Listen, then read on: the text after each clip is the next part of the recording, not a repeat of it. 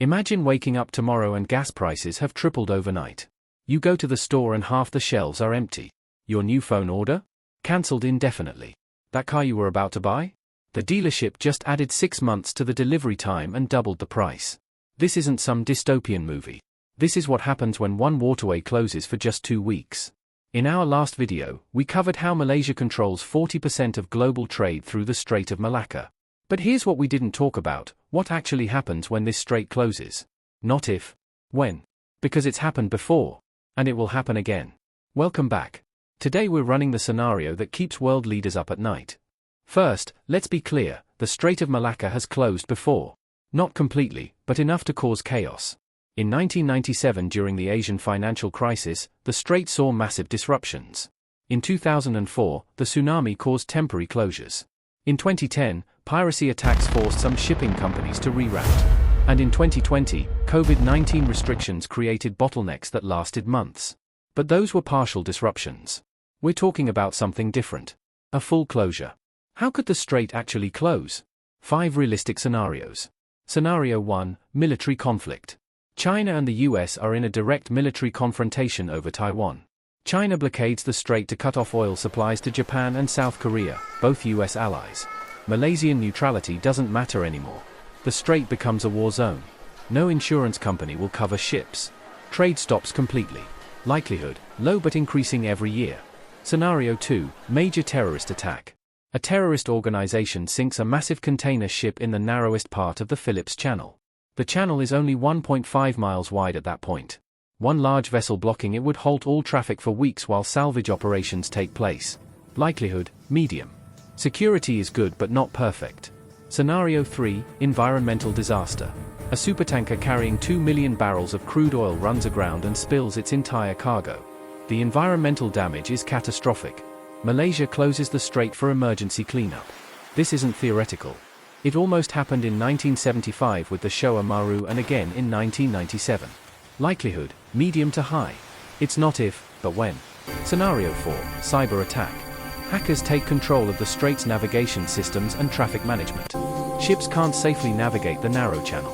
Multiple collisions occur. The strait becomes too dangerous to use until systems are restored. Likelihood, increasing. Maritime cybersecurity is notoriously weak. Scenario 5, pandemic or health crisis. A deadly infectious disease breaks out on multiple ships. Ports refuse to let vessels dock. Ships are quarantined in the strait. Traffic backs up. The domino effect shuts down the entire system.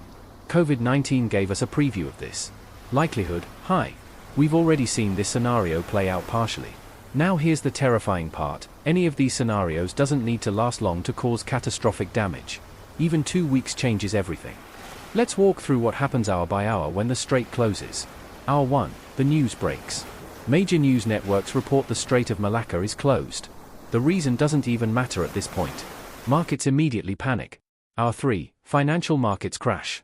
Asian stock markets open and immediately plunge. The Nikkei drops 8%. The Hang Seng drops 12%. Singapore's STI drops 15%. This isn't speculation. This is based on what happened during past disruptions multiplied by total closure. Hour 6, oil prices explode. Crude oil prices jump 30% in a single trading session. Why? Because 15 million barrels of oil pass through the Strait of Malacca every single day. That's roughly 17% of all globally traded oil. When that supply line breaks, panic buying begins. Gas stations in Asia start running out of fuel within hours as people rush to fill up their tanks and hoard gasoline. Hour 12, shipping companies announce reroutes. Major shipping lines like Maersk, Master of Science, and CMA CGM announce they're rerouting vessels around Australia. This adds 7 days and approximately $350,000 in extra fuel costs per ship. Insurance premiums for maritime cargo skyrocket by 500% overnight. Hour 24, factories begin shutting down. Japanese car manufacturers announce production halts. They don't have enough parts. South Korean electronics plants scale back operations. Chinese factories that depend on raw materials from the Middle East and Europe start laying off workers. Hour 36, supply chain panic. Every company with inventory in transit through the strait scrambles to figure out where their cargo is. Some of it is stuck in the strait itself. Some has been rerouted and will arrive weeks late. Some is simply lost in the chaos. Retailers like Walmart, Target, Amazon, and every major brand start warning customers of delays and shortages. Our 48 government emergency meetings. The US, China, Japan, South Korea, and European Union hold emergency meetings. The IMF and World Bank issue dire warnings. The UN Security Council calls an emergency session. Everyone asks the same question: how long until this is resolved?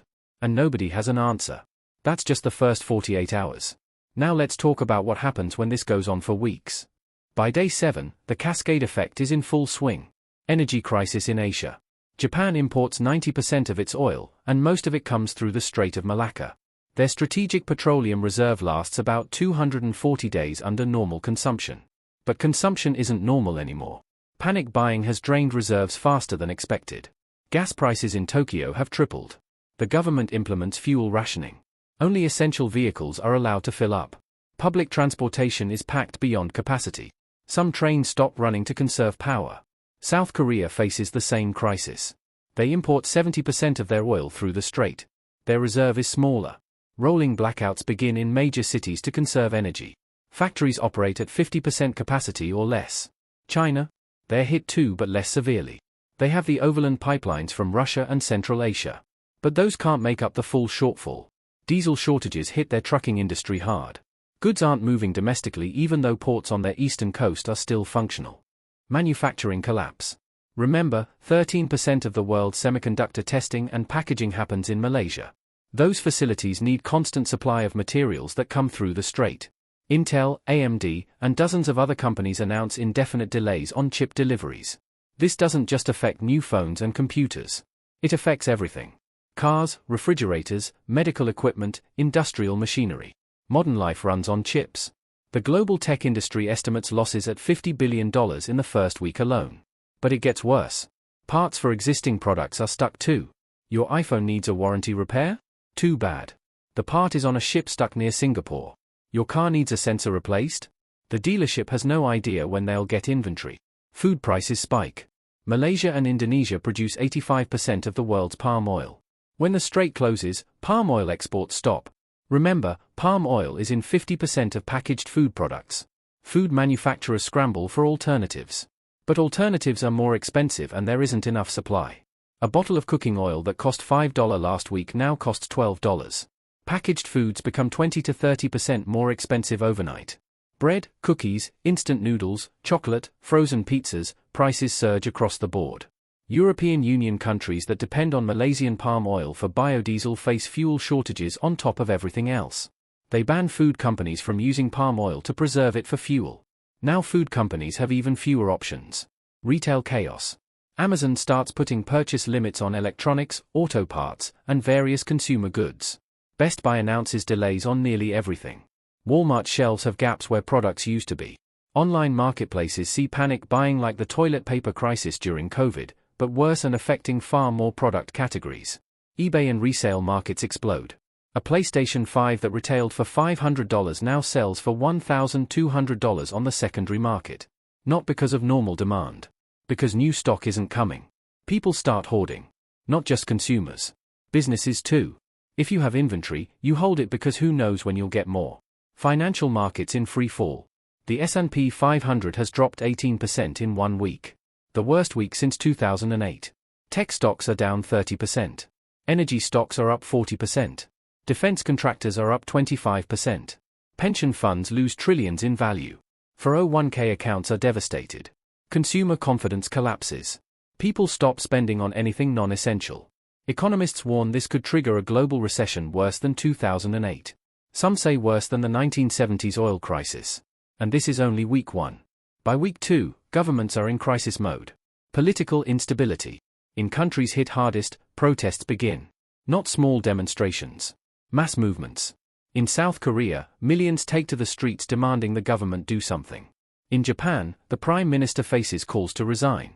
Governments that depend on cheap energy and smooth trade are suddenly unstable. Elections are postponed. Emergency powers are declared. Democratic processes are suspended under the justification of national emergency. In developing nations that depend on shipping for basic goods, the situation is even more dire. Food riots break out in several countries. Governments fall.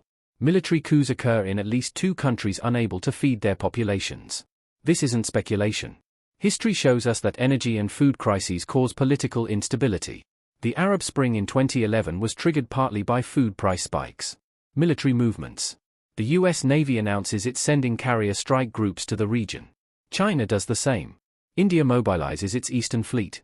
Everyone claims they're just protecting their interests and helping restore order. But when you put that much military hardware in close proximity during a crisis, accidents happen. Miscalculations happen. A US destroyer and a Chinese frigate have a close encounter. Weapons are locked. For 30 minutes, the world holds its breath. Fortunately, cooler heads prevail. But it shows how close we are to escalation. Economic restructuring. Companies are making brutal decisions. Layoffs begin. If you can't get parts, you can't manufacture. If you can't manufacture, you don't need workers.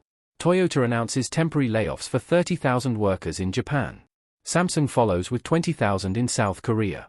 Tech companies in California lay off 50,000 combined as chip shortages make it impossible to build products. Unemployment claims surge globally.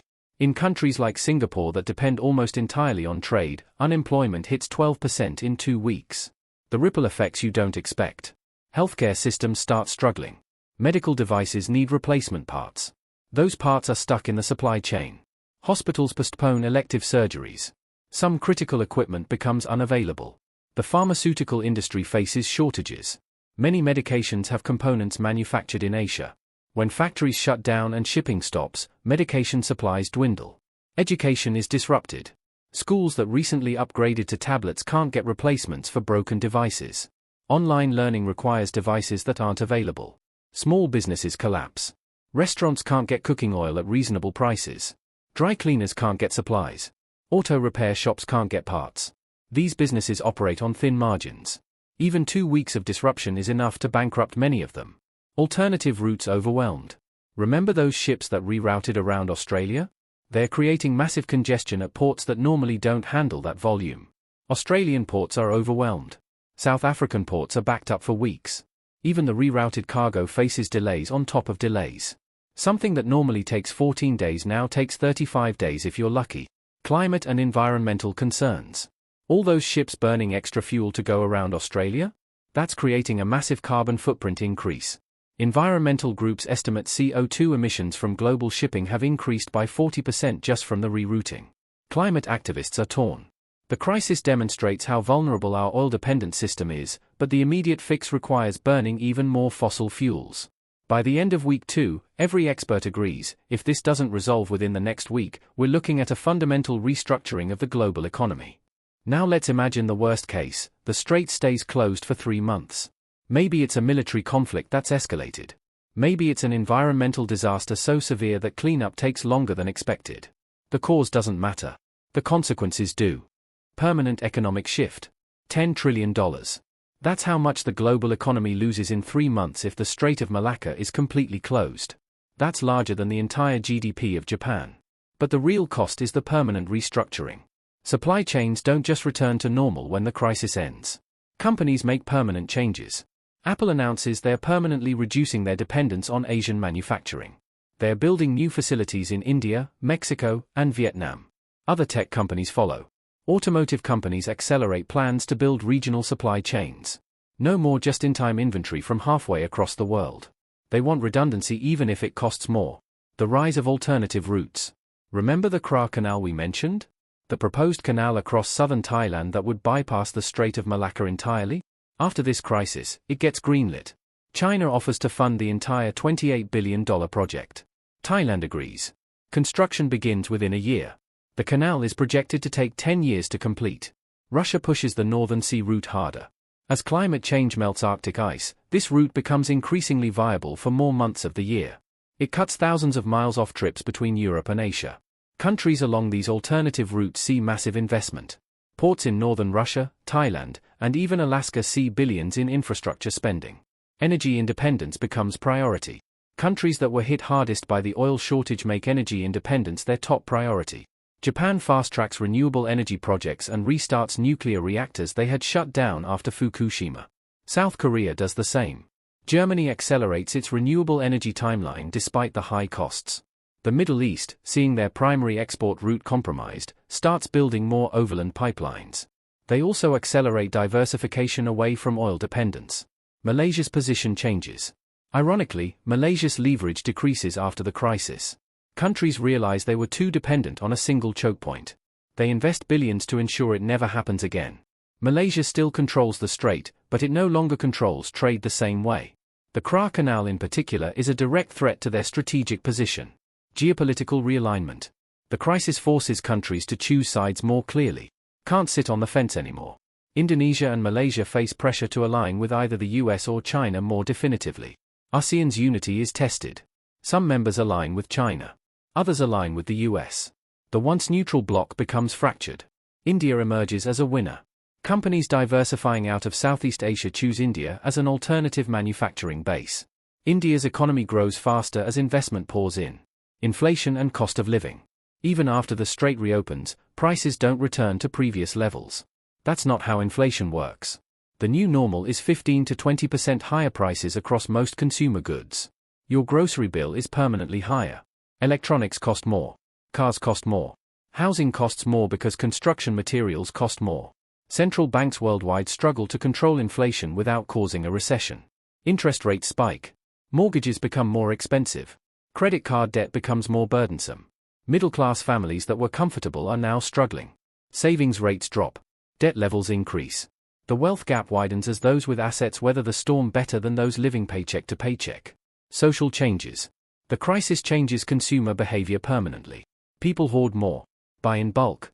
Keep more emergency supplies. It becomes normalized to have a 3-month supply of essentials at home. This actually strains supply chains further because now everyone is buying more than they need just in case. Online shopping decreases because people realize how fragile those supply chains are. Local buying increases. Made in America or made in Europe becomes a selling point worth paying extra for. Technology adaptation. The chip shortage accelerates the development of new semiconductor production facilities in the US and Europe. The CHIPS Act in America gets expanded funding. Europe announces similar initiatives. These facilities take 3 to 5 years to build, but they fundamentally change the semiconductor supply chain. By 2030, Asia's dominance in chip manufacturing has decreased significantly. 3D printing and local manufacturing technologies see massive investment. If you can't ship it, manufacture it locally becomes the new mantra. So how likely is any of this? Let's look at the warning signs that are already here. Current tensions are rising. US-China relations are at their lowest point in decades. Taiwan remains a flashpoint. The South China Sea is increasingly militarized. Every year, close encounters between military vessels become more frequent. Just in 2025, there were 15 recorded incidents of ships nearly colliding in disputed waters near the Strait of Malacca. That's triple the number from 2020. Environmental risks increase. Ship traffic through the strait has increased by 30% since 2015. More ships mean more chances for accidents. The waterway is more congested than ever. Climate change is making extreme weather more common. The region has seen an increase in severe storms that make navigation dangerous. Cyber vulnerabilities exposed. In 2024, a cyber attack on the port of Singapore disrupted operations for 3 days. It was classified as a test run by security experts. Someone was probing defenses. Maritime cybersecurity is a known weak point. Most ships run on outdated systems that are vulnerable to attack. Port infrastructure is often decades old with security added as an afterthought. Piracy still exists.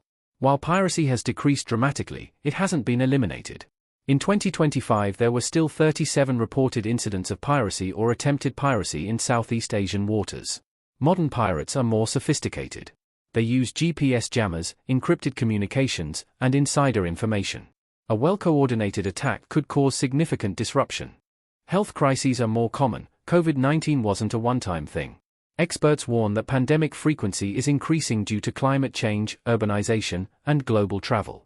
The next pandemic could start on a ship just as easily as in a wet market. The economic stress. Global debt levels are at record highs. Trade tensions are increasing. Economic inequality is rising.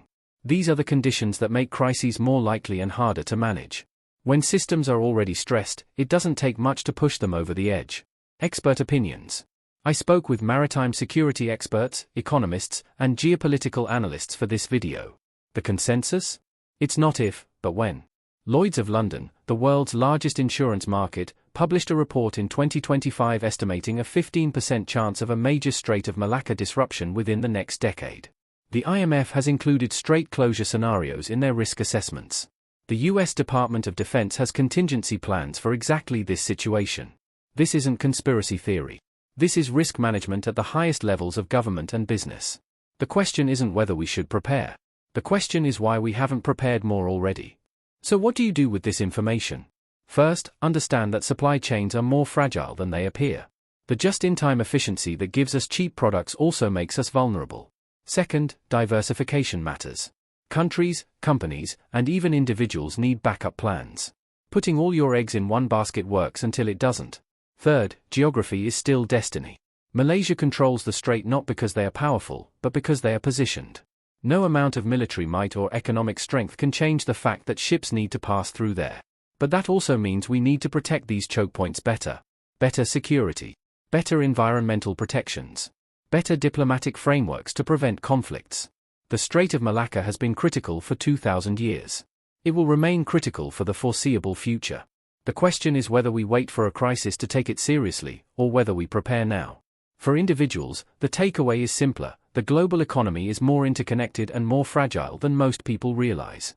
When something breaks halfway around the world, you feel it in your wallet, at your job, and in your daily life.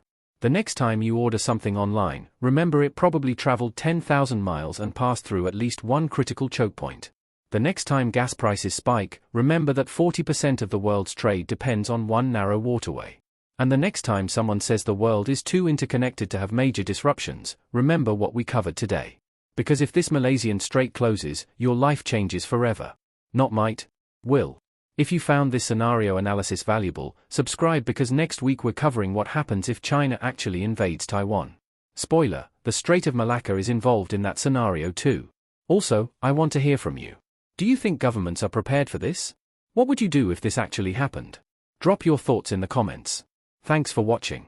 And let's hope this scenario stays hypothetical.